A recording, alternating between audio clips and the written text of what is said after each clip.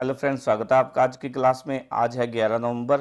11 नवंबर सुबह तक के जो भी महत्वपूर्ण करंट अफेयर्स हैं वो इस क्लास में करवाए गए हैं।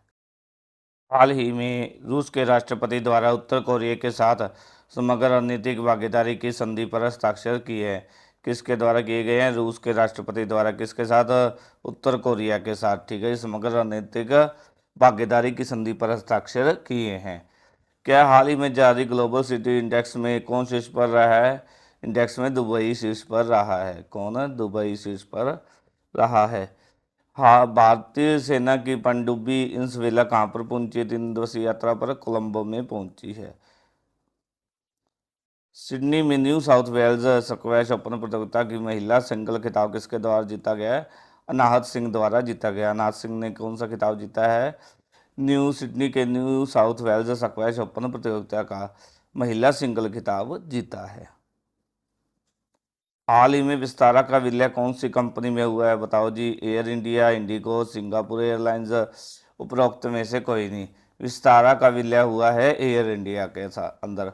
ठीक है, हाल ही में विस्तारा का जो है एयर इंडिया में क्या है, कम विलय हुआ है। टाटा समूह कौन कौन सी? टाटा समूह, ठीक है जी, एंड सिंगापुर एयरलाइन, ठीक है जी। इन दोनों के द्वारा क्या संयुक्त संयोजक वाली विस्तारा का 11 नवंबर को एयर इंडिया में विलय हो गया है। विस्तारा एयरलाइन की शुरुआत की बात करें तो कब हुई थी? इसकी शुरुआत 2015 के अंदर जनवरी में हुई थी विस्तारा की। इसमें क्या सिंगापुर एयरलाइन की हिस्सेदारी कितनी थी? 49%। और टाटा समूह की थी 51% हिस्सेदारी। ठीक है, इस विलय के बाद एयर इंडिया देश का एकमात्र फुल सर्विस कैरियर बन गया है। डिटेल में देख लेते हैं क्या है। टाटा समूह और सिंगापुर एयरलाइंस के संयुक्त स्वामित्व वाली विस्तारा का 11 नवंबर को एयर इंडिया में विलय हो गया। विस्तारा एयरलाइन की शुरुआत जनवरी 2015 में हुई थी। इसमें सिंगापुर एयरलाइन की 49 प्रतिशत हिस्सेदारी थी। बाकी जो 51% हिस्सेदारी थी वह टाटा ग्रुप की थी। इस विलय के बाद क्या है, एयर इंडिया देश का एकमात्र फुल सर्विस कैरियर बन गया है। इस प्रकार की एयरलाइन के पास कई जो फुल सर्विस कैरियर है, इस प्रकार की एयरलाइन के पास कई प्रकार के विमान होते हैं और इनका फोकस बड़े नेटवर्क बनाने पर होता है। एयर इंडिया के अंदर विस्तारा के विलय से क्या है, यात्रियों को कई अहम बदलावों का सामना करना पड़ेगा। जिस तरह से क्या है, उनका उड़ान अनुभव, क्रेडिट कार्ड लाभ और क्लब विस्तारा जैसे जुड़े लाभ शामिल हैं। आगे question, Hindu Sikh global forum ने कनाडा में मंदिरों पर हुए हमले के विरोध में भारत में कहां पर प्रदर्शन किया है? संसद के बाहर किया है, कनाडा हाई कमीशन के बाहर किया है, रामला ग्राउंड में किया है, या उपरोक्त में से कोई नहीं? राइट आंसर आएगा ऑप्शन 2। कनाडा के जो है high commission, Canada high commission के बाहर क्या है, नई दिल्ली में कनाडा हाई कमीशन के बाहर क्या है, थोड़ी दूरी पर हिंदू सिख ग्लोबल फोरम द्वारा कनाडा में हुए मंदिरों पर हुए हमले के विरोध में प्रदर्शन किया है। उन्होंने कहा कि यह केवल सिख नहीं हो सकते जिनके द्वारा क्या है मंदिरों पर हमला किए गए। यह केवल शरारती तत्व हैं जिन्होंने क्या है कनाडा में हिंदू जो मंदिर है उन पर जो है उन पर हमला किया है। क्या है, कनाडा में खालिस्तान समर्थकों द्वारा मंदिर पर हमले के विरोध में रविवार को हिंदू सिख ग्लोबल फोरम ने नई दिल्ली में कनाडा हाई कमीशन के बाहर प्रदर्शन किया। विभिन्न हिंदू संगठनों के विरोध प्रदर्शन के कारण क्या है, आह्वान के बाद कानून और व्यवस्था बनाए रखने के लिए चाणक्यपुरी के डिप्लोमेटिक एनक्लेव में कनाडा के उच्चायोग के सामने सुरक्षा बढ़ा दी गई थी। आगे है जी क्वेश्चन, हाल ही में किसने कहा है कि एआई का मतलब सिर्फ आर्टिफिशियल इंटेलिजेंस नहीं बल्कि अमेरिका इंडिया भी है? किसके द्वारा कहा गया है? ये कहा गया नरेंद्र मोदी जी द्वारा। ऑप्शन 3 राइट आंसर है। क्या है, नरेंद्र मोदी जी द्वारा क्या है 3 दिवसीय जो है दौरे पर क्या अमेरिका की यात्रा पर है। उन्होंने इस दौरान क्या है न्यूयॉर्क में भारतीय समुदाय को संबोधित करते हुए कहा कि एआई का मतलब सिर्फ आर्टिफिशियल इंटेलिजेंस नहीं बल्कि अमेरिका इंडिया भी है। उन्होंने कहा, हम उस देश के नागरिक हैं जहां पर सैकड़ों भाषाएं बोली जाती हैं, सैकड़ों बोलियां हैं, दुनिया के सारे मत और पंथ, हम एक और नेक बनकर आगे बढ़ रहे हैं। डिटेल में देख लेते हैं क्या है, प्रधानमंत्री नरेंद्र मोदी जी द्वारा एआई का मतलब सिर्फ आर्टिफिशियल इंटेलिजेंस नहीं बल्कि अमेरिका इंडिया भी है कहा गया है। उन्होंने 3 दिवसीय अमेरिका यात्रा के दौरान न्यूयॉर्क में भारतीय समुदाय को संबोधित करते हुए कहा। उन्होंने कहा, हम उस देश के वासी हैं जहां सैकड़ों भाषाएं बोली जाती है, सैकड़ों बोलियां, दुनिया के सारे मत और पंथ हैं। फिर भी हम एक और नेक बनकर आगे बढ़ रहे हैं।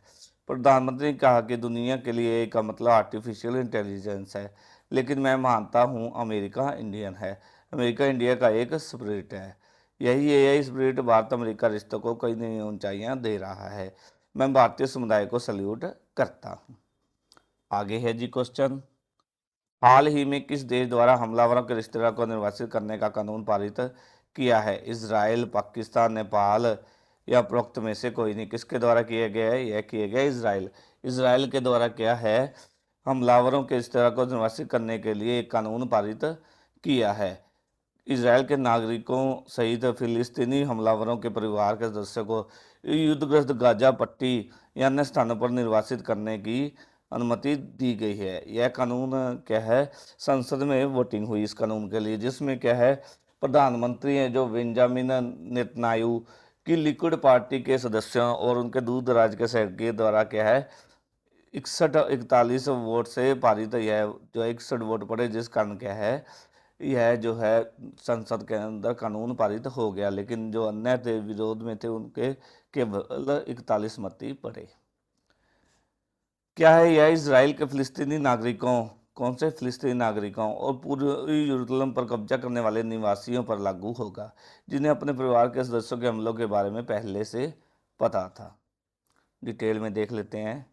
इजराइल की संसद ने एक कानून पारित किया है। इजराइल के नागरिकों सहित फिलिस्तीनी हमलावरों के परिवार को सदस्यों को युद्धग्रस्त गाजा पट्टी या अन्य स्थानों पर निवासित करने की अनुमति दी गई। इस कानून के लिए संसद में वोटिंग हुई, जिसमें प्रधानमंत्री बेंजामिन नेतन्याहू ने लिक्विड पार्टी के सदस्यों और उनके दूर दराज सहयोगियों के समर्थन किया, जिसमें क्या 61-41 वोट से यह कानून पारित हो गया है।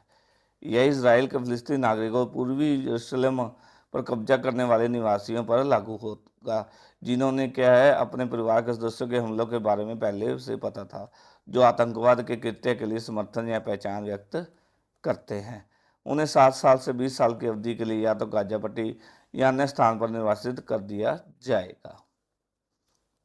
आगे क्वेश्चन है जी, कोई कार्रवाई महज आरोप के आधार पर दूसरे न्यायिक अधिकारी को नहीं सौंप सकते, ऐसा किस न्यायालय द्वारा कहा गया है? क्या है, सर्वोच्च न्यायालय, बॉम्बे उच्च न्यायालय, पर्यावरण हरियाणा उच्च न्यायालय या उपरोक्त में से कोई नहीं। क्या आंसर आएगा इसका जी, बताओ। क्या है, बॉम्बे उच्च न्यायालय, बॉम्बे हाई कोर्ट द्वारा क्या है कि यह जो है फैसला दिया गया है कि कोई भी कार्रवाई महज आरोप के आधार पर किसी दूसरे न्यायिक अधिकारी को नहीं सौंप सकते।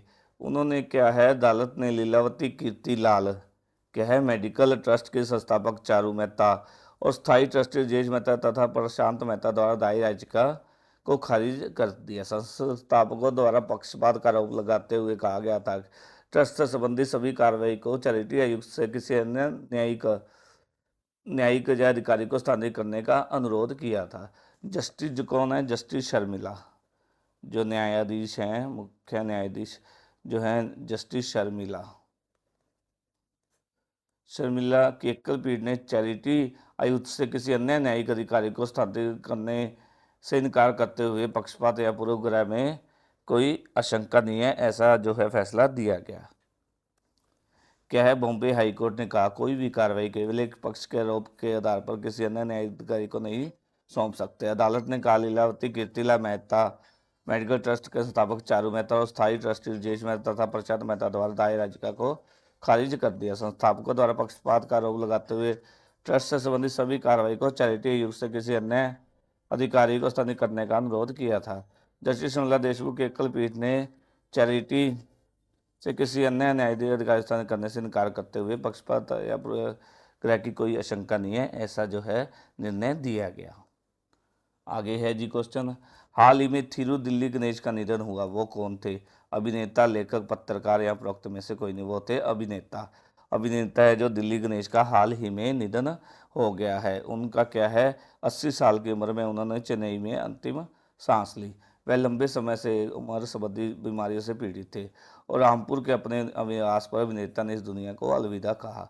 उनके बेटे क्या है, महादेवन गणेश ने इस बात की पुष्टि सोशल मीडिया के जरिए दी। जो है दिल्ली गणेश, उन्होंने अपनी जो है कैरियर की शुरुआत कहाँ से की थी? 1976 में बालचंद्र की फिल्म पट्टीना प्रवेशम से की थी। आगे क्वेश्चन है जी, हाल ही में 73वीं Akhil Bharatiya police athletic cluster championship कहाँ पर आयोजित की गई है? जयपुर, मुंबई, नई दिल्ली, उपरोक्त में से कोई नहीं। राइट आंसर आएगा नई दिल्ली।